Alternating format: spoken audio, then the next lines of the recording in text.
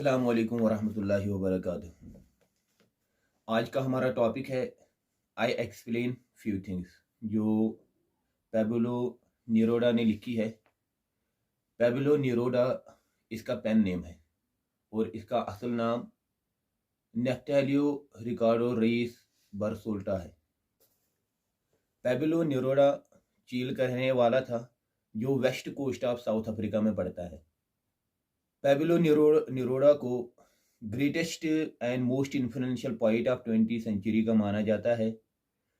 He used to write in various styles like erotic charged love poems, जिसमें से सबसे important है 20 poems of love and a song of despair. इतना ही नहीं, उसने सुरेलिस्ट पोएम्स भी लिखी है, हिस्टोरिक एपिक्स भी लिखे हैं, ओवरटली पॉलिटिकल मैनिफेस्टोज भी उसने लिखे हैं। 1971 में निरोडा को नोबेल प्राइज से नवाजा गया है। जब उसकी डेथ हो जाती है तो पूरे देश में इसके डेथ की न्यूज़ फैल जाती है। तो गवर्नमेंट ने यहाँ पे एक अनाउंसमेंट कर दिया, गवर्नमेंट ने यहाँ पे ऐलान कर दिया कि इसके फ्यूनरल में कोई पार्टिसिपेट नहीं करेगा, इसके फ्यूनरल में लोगों को पार्टिसिपेट करने की इजाज़त नहीं दी गई। मगर इस सब के बावजूद भी कि गवर्नमेंट ने इसके फ्यूनरल में पार्टिसिपेट करने से लोगों को रोका है, मगर इसके बावजूद भी बहुत बड़ी तादाद में लोगों ने इसके फ्यूनरल में पार्टिसिपेट किया है, जो एक मास प्रोटेस्ट वहां पे बन जाता है। ये वाली जो पोइम है जो आज हम यहाँ पे पढ़ने जा रहे हैं, ये पैब्लो निरोडा के एक पोइम का एक्सट्रैक्ट है, जिसका नाम है आई एक्सप्लेन फ्यू थिंग्स। और जो यहाँ पे लाइनें दी गई है, इनको कोट करने वाला हारोल्ड पेंटर है। The poem is a lamentation on the Spanish Civil War, in which the noted poet Federico Garriga Lorca and Rafael Alberti were killed. ये पोइम मातम के तौर पर लिखी गई है स्पेनिश वॉर पे, जिसमें बहुत बहुत उम्दा शायर जैसे कि फेडरिको गैरिको लोरका एंड राफेल एल्बर्ट जो मारे गए। वाइट मैरिड स्पेनिश कैपिटल में रहा करता था। ये मैरिड जो है ये स्पेन का सबसे खूबसूरत शहर माना जाता था, जो एक सिंबल हुआ करती थी प्रॉस्पेरिटी की, ब्यूटी की, प्रॉमिसिंग फ्यूचर की। मगर बदकिस्मती से civil war destroyed, civil war ने पूरी तरह से इसको तबाह कर दिया है। चारों तरफ अगर देखा जाए इस सिविल वॉर में खून ही खून बहता जा रहा था। The poet describe this fire and devastation, tyranny and vandalism through the symbols of jackal, bandit, stone, viper, fire, blood and bullets. Poet इस नाउमीदी और इस वीरानी, इस डिस्पायर और डिवास्टेशन, वीरानगी को, इस तरह से इस टेरिनी को, इस जुल्म को, इस वेंडलिज्म, अच्छी चीज को तबाह करने की जो यहाँ पे मतलब कि ठान ली थी उन्होंने, इसको ये इस तरह से कुछ एक्सप्लेन करता है कि जिन्होंने ये सारी चीजें की थी वो कौन थे। दे वर लाइक जयकाल, वो कौन थे, वो गीदड़ थे, वो बैंडिट्स थे, वो डाकू थे, वो सिटून थे, वो पत्थर दिल रखने वाले लोग थे। वे विपर्स थे, विपर्स ये बरतानिया का एक जहरीली सांप होता है। ये सांप जैसे खसलत रखने वाले लोग थे। चारों तरफ फायर था, चारों तरफ आग थी, खून था, हर कहीं से खून बहता जा रहा था और हर तरफ गोलियों के चलने की आवाज आ रही थी। इन द एंड, आखिर पर, the poet questions his own attitude. Poet जो है अपने ही खुद के रवैये को ये क्वेश्चन करता है, खुद के रवैये को ही सवाल करता है। By not composing poet about the dream and beauty of his homeland, कि लोग शायद इससे पूछेंगे, ये खुद से ही सवाल करता है कि मैं अब अपने वतन के खूबसूरती को लेके पोएमें नहीं लिखता हूँ, मैं अपने वतन को लेके, उसकी ब्यूटीफुल चीजों को लेके अब पोएमें नहीं लिखता हूँ। बट ही क्लेरिफाई पे, वो क्लेरिफाई करता है, वो बिल्कुल इसको साफ कर देता है that how could he do it when there was blood, कि वो ऐसे कैसे कर सकता था, वो कैसे ब्यूटीज ऑफ नेचर पे पोएमें लिख सकता था, जबकि हर तरफ बुलड ही बुलड था, जबकि हर तरफ खून ही खून बह रहा था। There are plenty of symbols and unique phrases in the poem which enrich it. शायर ने यहाँ पे बहुत सारे ऐसे अलामात का जिक्र किया है जो इस सारे मंजर को बयां कर देती है। The line of this poem was quoted by Harold Pinter, जो पहले ही मैंने बोला है, ये शायद एग्जाम में भी पूछा जा सकता है कि ये लाइन किसने कोड करी है। ये लाइन कोड करी है हारोल्ड पेंटर ने, HAROLDPINTER, जिसने भी नोबेल प्राइज जीता। ये भी इस एक ड्रामा में इसने नोबेल प्राइज भी जीता है 2005 में। इतना ही नहीं, the poem is also reflection of the modern world. ये आज की हमारी दुनिया की रिफ्लेक्शन है, एक आईना हमें दिखाता है कि किस तरह से अब 3 वॉर्स यहाँ पे हो रहे हैं, कि किस तरह से यहाँ पे भी हमारी दुनिया में भी, मॉडर्न वर्ल्ड में भी एंडलेस वार्स हो रहे हैं, ना खत्म होने वाले जंग हो रहे हैं, जिसकी वजह से बहुत सारा एना ब्लडशेड हो गया, जिसकी वजह से बहुत सारा खून बह चुका है। The poem is a part of the poem taken from I explain a few things, जैसे कि मैंने पहले ही बताया है, पेबलो नेरुदा की एक poem I explain few things में से कुछ लाइनें यहाँ पे निकाली है, जो यहाँ पे मैं आप लोगों के सामने आज पढ़ने की कोशिश करूँ, आप लोगों को समझाने की कोशिश करूंगा।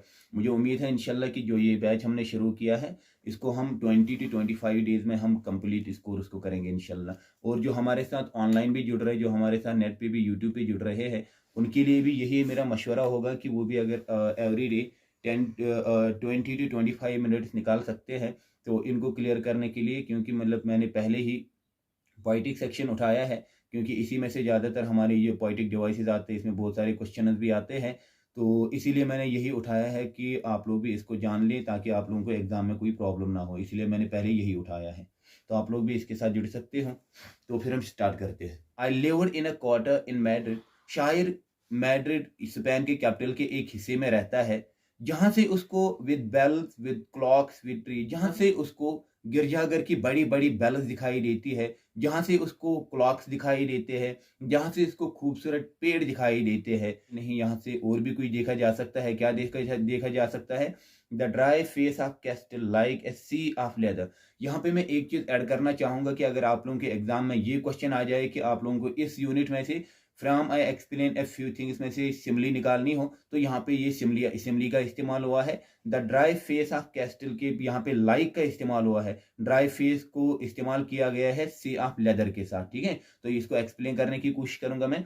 The dry face of castle, शायर कहता है कि यहाँ से जहाँ पे मैं रहता हूँ यहाँ पे देखा जा सकता है, कैस्टल एक जगह है। ड्राई फेस ऑफ कैस्टल को हम यहाँ पे ले सकते हैं। ड्राई प्लेटो हम यहाँ पे ले सकते हैं। प्लेटो होता है एलिवेटेड लैंड। जो यहाँ पे ये the dry face of Castile like a sea of leather, जो चमड़े का एक समंदर जैसा दिखाई देता है, ठीक है। शायर यहाँ पे कहता है कि जहाँ पे मैं रहता हूँ वहां पे सिर्फ बेल्स क्लॉक्स या ट्रीज नहीं देखे जा सकते हैं, बल्कि यहाँ से मैं वो कैस्टल पैलेटो को भी देख सकता हूँ, जो एक चमड़े का एक समंदर जैसा दिखाई देता है। चमड़े का समंदर का जैसे दिखाई देने का मतलब होता है शायद कि यहाँ पे लोग जो है उन्होंने मतलब कि उस तरह के कस्टूम पहने होंगे, उस तरह के कपड़े पहने होंगे, चमड़े वाले कपड़े उन्होंने पहने होंगे, ठीक है। बात आ रही है समझ में आप लोगों को? My house was named the house of the flowers, because everywhere geraniums exploded. It was a beautiful house with dogs and little children. शायर कहता है कि my house was named the house of the flower. शायर कहता है कि मेरा घर जो है, मेरे घर को नाम दिया गया था हाउस ऑफ फ्लावर्स। मेरे घर को नाम दिया गया था फूलों का घर। क्या? क्योंकि बिकॉज एवरीवेयर ग्रेनियम एक्सप्लोडेड, क्योंकि हर तरफ से ग्रेनियम्स एक्सप्लोड हो रहे थे। ग्रेनियम एक किस्म का फूल होता है, ठीक है। एक्सप्लोड होता है भरपूर खिलना, ठीक है। मेरे घर के हर तरफ से भरपूर फूल खिलते थे। It was a beautiful house, ये बहुत ही खूबसूरत मकान था, ये बहुत ही खूबसूरत घर था। With dogs and little children, यहाँ पे हर वक्त कुछ कुत्ते और बच्चे खेलते हुए दिखाई देते थे। राहुल यू एग्री रेफिल फेरेरिको you agree beneath the earth. यहाँ पे शायर अपने दोस्तों से मुखातिब हो गए, कहता है अपने दोस्तों से पूछने लगता है। किनसे पूछने लगता है? दोस्तों से। मैंने इससे पहले शायद मैंने नहीं बताया, बल्कि अब मैं बताने जा रहा हूं कि इसके जो ये दोस्त है ये बहुत बड़े शायर थे। क्या थे? शायर थे, ठीक है। तो ये भी इस स्पेनिश वॉर में, जो यहाँ पे सिविल वॉर हुआ है, इसका शिकार बन गए। इनको भी बेरहमी से बेदर्दी से इनको भी मारा जाता है। अब इनको ये आवाज देता है, जैसे कि मतलब कि वो अभी मौजूद नहीं है, वो अब जमीन के नीचे है, वो अब जमीन बोस हो गए, वो मर चुके हैं। अब वो इनकी तरफ रेफर होके ये कह रहा है, रोल यू एग्री, हाँ क्या मेरे दोस्त राहुल आप इस बात से एग्री करते हो कि मेरा घर जो है ये फूलों का घर है, मेरा घर जो है ये बहुत ही खूबसूरत घर हुआ करता था।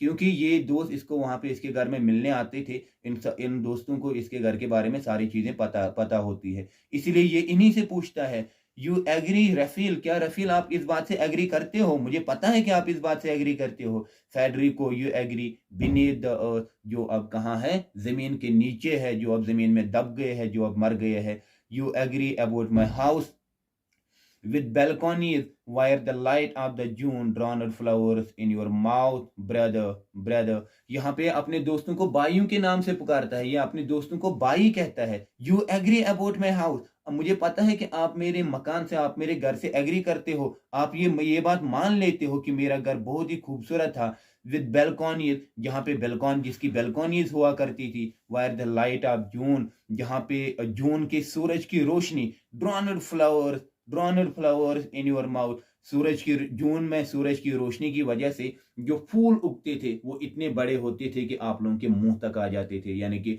इस जून में वहां पे इसके घर के सामने से फूल जो है, फूल फूल बहुत ज्यादा उगते थे जो इंसान के मुंह तक भी पहुंच जाते थे। The built of roof with the cold sun on which the weather winter, the built of roof with the cold sun, cold sun का मतलब होता है सर्दियों के मौसम में निकलने वाला सूरज। कोल्ड सन, उनकी उनकी किरणों से इसके घर का छत भी रौनक हो जाता था, छत भी खूबसूरत बन जाता था। ऑन विच, जिसपे क्या हुआ करता था, the weather vane, weather vane का मतलब होता है विंड का स्पीड बताने वाला आला।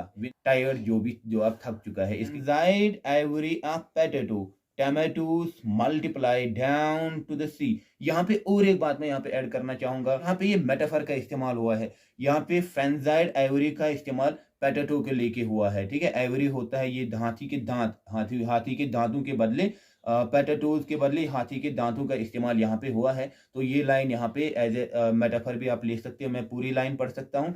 The fine friend is ivory of potato, tomato multiplied down to the sea. ये लाइन आप लोग यहाँ से निकाल सकते हो एज ए मेटाफर। शायर अपनी घर की खूबसूरती में इजाफा करते हुए कहता है, यहाँ पे शायर घर की खूबसूरती में इजाफा करते हुए मेटाफर का इस्तेमाल करता है कि इसके घर के छत से देखा जा सकता है कि फाइन फ्रेंज्ड आइवरी ऑफ पोटैटो, हाथी के दांत जैसे चमकते हुए पोटैटो, आलू, इतना ही नहीं टैमेटोज भी मल्टीप्लाइड डाउन टू द सी, जो फैले हुए थे समंदर किनारे तक, जिनको देखा जा सकता था।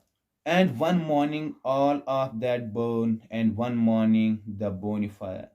यहाँ पे और एक चीज इस्तेमाल, और एक पाइटिक डिवाइस इस्तेमाल करा गया है जिसको एनाफोरा कहते हैं, ANOPHORA। एनाफोरा का मतलब होता है जब किसी repetition of the same phrase, अगर हम कोई किसी सेम फ्रेज को अगर हम रिपीट करते हैं तो हम इसको एनाफोरा बोलते हैं। एनाफोरा का मतलब कि यहाँ पे अगर हम देखेंगे, and one morning all of that burn, एक दफा आया ना एंड वन मॉर्निंग, तो दूसरी दफा नीचे वाली लाइन में देखो, एंड वन मॉर्निंग द बोनीफायर, दोनों जगह पे एक ही फ्रेज का इस्तेमाल करा गया है। इसको एनाफोरा हम कहते हैं। तो अगर यहाँ से इस तरह से आप लोगों को बताया जाए कि इस वाले यूनिट में से आप पोएटिक डिवाइसेस निकालो, तो आप इमेजेस भी निकाल सकते हो, जैसे कि क्लॉक्स आए हैं, ट्रीज आए हैं, ड्राई फेस ऑफ कैस्टल आया है, सी ऑफ लेदर आया है। यहाँ पे मतलब यहाँ सिमली का इस्तेमाल हुआ है, ड्राई फेस को इस्तेमाल किया गया है सी ऑफ लेदर के लिए।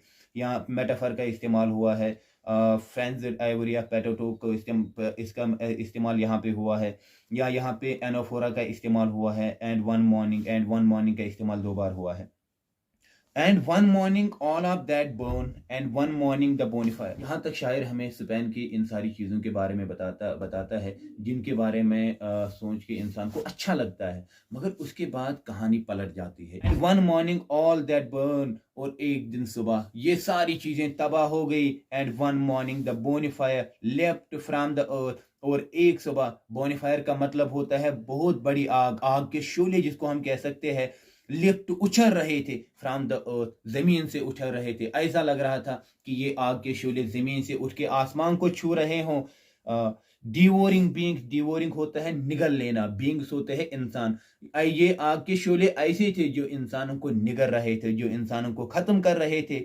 And from that moment fire gun powder from the moment, और उस वक्त से हर जगह गोलियों के चलने की आवाज आ रही थी, बारूद के फटने की आवाज आ रही थी। And from the moment blood, और उस वक्त से हर कहीं तरफ, हर चारों तरफ सिर्फ खून ही खून दिखाई देता था, सिर्फ खून ही खून बहता नजर आ रहा था।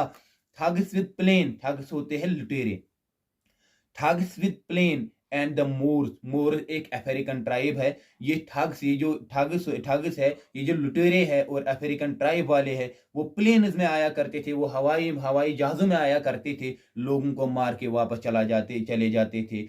Thugs with signet rings and dues, thugs with signet ring का मतलब हो, सिग्नेट रिंग होता है मोहरें वाली अंगूठी, जो अंगूठी पहनते हैं ना उसमें मोहर लगी हुई होती है, मतलब वो सिंबलाइज करते हैं किसी, मतलब किसी अमीर घर को सिंबलाइज करते हैं।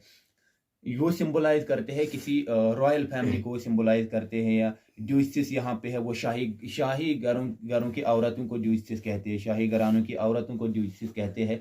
वो भी आते थे, लोगों को, बच्चों को मार के चले जाते थे, बच्चों का कत्ल करके चले जाते थे। Thugs with black fear blessing, इतना ही नहीं, ये जो लुटेरे थे, ये जो शाही घरों के औरतें थी, उनको मजहबी लीडरों की हिमायत भी हासिल थी। ब्लेसिंग होती है हिमायत, उनकी दुआएं, ठीक है, उनकी दुआ उनको हासिल थी। ये जो ठग्स है, ये जो मतलब कि अमीर घरों की औरतें भी आती थी बच्चों को मारने के लिए, उनके साथ मजहबी लीडरों की हिमायत थी। Came through the sky to slaughter the children, वो आसमान से उड़ते हुए बच्चों को जबह करने के लिए आ जाते थे, वो बच्चों का खून बहाने चले आते थे। And through the straight the blood of the children flowed easily like the blood of the children. और उसके बाद से हमने देखा है कि किस तरह से बच्चों का खून गलियों में बहता जा रहा था। उसके बाद हमने देखा है कि किस तरह से इन बच्चों का खून, इन मासूम बच्चों का खून सड़कों पे गलियों पे बहता जा रहा था। चारों तरफ बच्चों का खून ही खून दिखाई देता था। Jackals that the jackals would drive away, jackals होता है इट्स लाइक हम कह सकते हैं जालिम शिकारी के तौर पर इसको हम ले सकते हैं, ठीक है। Jackals that the jackals would drive away, शायर का कहना है कि जालिमों को जालिम ही मार सकते हैं। अगर जुल्म को मिटाना होगा तो खुद को जालिम बनाना पड़ता है। अगर किसी जालिम को खत्म करना है, आपने खुद जालिम बन के दिखाना है, तभी आप किसी जालिम को मार सकते हो। जयकालस दैट द जयकालस वो ड्राइव अवे, जालिमों को सिर्फ जालिम ही भगा सकते हैं। सिटून that the dry thistle would bite and spite away, ये यहाँ पे कह रहा है सिटून that the dry thistle, thistle का मतलब होता है ये एक सूखे कांटेदार झाड़ियों के लिए इस्तेमाल होता है। सूखी कांटेदार झाड़ियां, उसकी मतलब कि ये कांटे जो होते हैं ना वो बहुत ज्यादा चुभते हैं, वो बहुत तेज होते हैं। ये कहते हैं कि ये ऐसे ऐसे पथरीली लोग थे, ये ऐसे पत्थर दिल रखने वाले लोग थे जिनको सूखे कांटेदार झाड़ियां भी काटने से डरते थे, जो उनको काट नहीं पाते थे। ये ऐसे लोग थे। विपर्स दैट द विपर्स वुड फेड, यहाँ पे शायर कह रहा है ये ऐसे सांप थे, ये ऐसे जहरीले सांप थे। विपर्स का मतलब होता है जहरीले सांप। ये ऐसे जहरीले सांप थे दैट द विपर्स वुड हेट, जिनको जहरीले सांप भी नफरत करते हैं। Opposite to you, I have seen the bullet of Spain rise up to drown you in a single wave of pride and knives। इससे पहले कि मैं इन लाइनों का एक्सप्लेन करूं, इससे पहले कुछ आप लोगों को बताना बहुत ज़रूरी है। स्पेन में तानाशाही 1930 में ख़त्म हो गई है। 1930 से 1935 तक यहाँ पे स्पेन में रिपब्लिकन गवर्नमेंट या डेमोक्रेटिक गवर्नमेंट आ गई है। मगर उसके बाद जनरल फ्रांसिस्को फ्रैंको ने फिर से यहाँ पे सिविल वॉर शुरू कर दिया है। Opposite to you I have seen the blood of Spain rise. इसके बरक्स शायर कहता है कि इसके बरक्स मैंने देखा है किस तरह से स्पेन का ब्लड बहाया गया है, किस तरह से स्पेन वासियों का ब्लड बहाया गया, उनका खून बहाया गया है।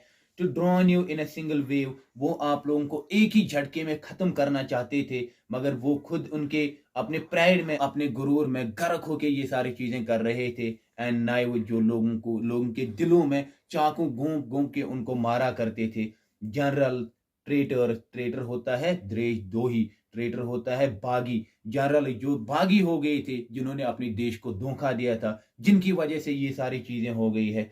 मगर यहाँ पे पॉइंट जो है ये बदले की आग में होता है। ये चाहता है, पॉइंट यहाँ पे एक्सपेक्ट करता है कि जो स्पेनिश लोगों के साथ किया गया है, जिन जालिमों ने इनके साथ ये किया है, उनके साथ ये वापस किया जाएगा, इनसे रिवेंज लिया जाएगा, इनसे बदला लिया जाएगा। क्या कहता है? कंसिडर माई डेड हाउस, मेरे वीरान घर के अगर हम कंसिडर करेंगे, अगर मेरे वीरान घर को देखोगे, कंसिडर स्पेन, मेरे वीरान स्पेन को देखो, ब्रोकन, जो बिखरे पड़े हैं। But from every dead house burning metal flows, but from every dead house, मगर हर तबाह हुए घर से बर्निंग मेटल फ्लो, गुस्से से भरे हुए पक्का इरादा रखने वाले लोग सामने आ रहे हैं, जो इन जेकाल से, जो इन शिकारियों, जो इन जालिमों से बदला लेंगे। इन प्लेस ऑफ फ्लावर, अब फूलों की जगह ऐसे लोग सामने आ रहे हैं जिनके आंखों में गुस्सा है, जिनके आंखों में गुस्सा है, जिनके पास एक मकसद है। वो मकसद क्या है? बदले की मकसद, वो बदला लेना चाहता है, वो बदला लेंगे अपने इस खून का। But from every hollow of Spain, Spain rises, Spain के हर जगह से अब स्पेन राइज हो रहा है। स्पेन के हर जगह से, हर कूचे से, हर गली से अब स्पेन राइज हो रहा है। स्पेन के लोग राइज हो रहे हैं। but from every dead child rises a gun with eyes. हर किसी मरे हुए बच्चे की जगह अब एक ऐसा बच्चा सामने आता है जिसने पहले ही अपने हाथों में गन थमाई हुई होती है, जिसने पहले ही अपने हाथों में हथियार उठाए हुए होते हैं, जो लड़ने के लिए तैयार होता है। But from every crime are born bullet, और हर जुर्म की जगह that will find you one day in the house of that heart, वो आपको ढूंढ लेंगे क्योंकि उन्होंने अपना हदफ आपके सीनों को बनाया है। आप कहीं भी जाके छुप लें, वो आपको वहां ढूंढ के वहां आपसे बदला लेंगे क्योंकि उन्होंने आपके दिलों को अपना हदफ बनाया हुआ है। हाँ, you will ask why his poetry has nothing of earth, of leaves, of grand balconies, of his native country. अब शायर यहाँ पे हमसे मुखातिब होके कहता है कि अब लोग शायद मुझसे ये पूछेंगे, पैब्लो नेरूदा ने क्यों अपने शहर की खूबसूरती के बारे में लिखना छोड़ दिया है, क्यों उसने आतश फशां पहाड़ों वेलकॉन ये था, क्यों उसने आतश फशां पहाड़ों के बारे में लिखना छोड़ दिया है, अपनी कंट्री अपने मुल्क के बारे में क्यों लिखना छोड़ दिया है। Come and see the bullet through the streets, मगर शायर यहाँ पे अपना स्टैंड क्लियर करता है। वो कहता है कि आप लोग एक काम करो, आप लोग चलो मेरे साथ आ जाओ, मैं आप लोगों को दिखाता हूं, आप लोग मेरे साथ चलें, मैं आप लोगों को दिखाता हूं कि किस तरह से मैंने अपनी आंखों से गलियों से खून बहता हुआ देखा है। कम एंड सी, आ जा और मेरे साथ देखो। तो शायर यहाँ पे खुद के स्टैंड को क्लियर करते हुए कहता है कि आप मेरे साथ आ सकते हो, मैं आप लोगों को दिखाऊंगा कि किस तरह से स्पेन की गलियों में से खून बहता जा रहा था। The bullet through the street, come and see the bullet through the streets, ये रिपीट रिपीट ये कहता है ताकि ये इस इंटेंसिटी को जाहिर कर सके कि आप मेरे साथ आ जाएं, मैं आप लोगों को दिखाऊंगा कि किस तरह से किस तरह से स्पेन की गलियों में चारों तरफ खून ही खून बहाया गया है। कि this was all about this poem. मुझे उम्मीद है कि आप लोगों को समझ आया होगा। हाँ, उसके बाद अगर आप लोगों का कोई भी क्वेश्चन होगा, कोई भी डाउट होगा इसको लेके, या आप लोगों को भी कोई भी डाउट होगा, आप लोग मुझसे पूछ सकते हो। कोई भी क्वेश्चन होगा वो हम डिस्कस करेंगे, और जो आप लोगों की यूनिटी प्रायोरिटी बेस पे होंगे हम पहले उनको डील करने की कोशिश करेंगे।